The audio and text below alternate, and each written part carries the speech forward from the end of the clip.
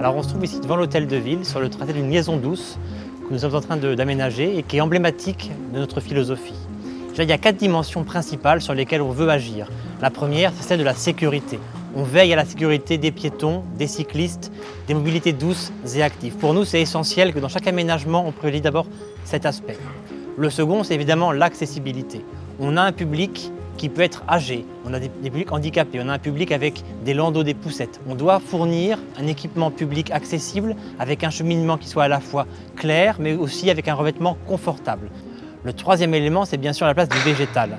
On assiste aujourd'hui à des climats de plus en plus chauds, tôt dans l'année et tard après l'été, et on doit avoir un espace public qui s'adapte aussi à cela. Et donc pour ça, il faut penser dès la phase projet à la place du végétal. Ce n'est pas seulement une couche de verre qu'on viendrait mettre une fois qu'on a fait l'ensemble, c'est vraiment accepter le surcoût, accepter de modifier le projet pour que le végétal soit au cœur de l'aménagement.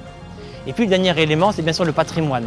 On est ici à quelques mètres d'une cathédrale patrimoine mondial. Et donc pour ça, on doit faire dialoguer à la fois les contraintes que j'ai données avant et puis le patrimoine, comment est-ce que l'agencement de l'ensemble est cohérent avec ce qui nous est légué et qui contribue pour Bourges à notre rayonnement à la fois culturel et aussi économique. Et si on réussit à faire cela, alors on pourra enclencher pour notre centre-ville une nouvelle dynamique. L'enjeu, c'est d'en faire un espace de vie, un espace commerçant dans lequel on aura des clients, des passants et des habitants. Avec un espace public, on va enclencher une dynamique qu'on croit vertueuse et qui sera bénéfique pour toutes et tous.